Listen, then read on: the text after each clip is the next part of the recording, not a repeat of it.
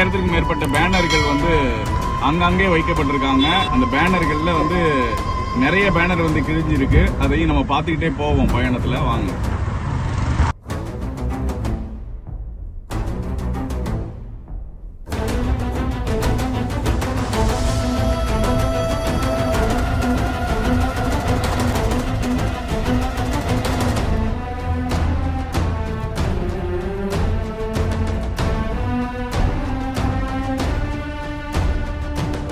பத்து மணிக்கு கூட்டம் தொடங்கப்படுவதாக தகவல் வெளியாகி இருக்கிறது.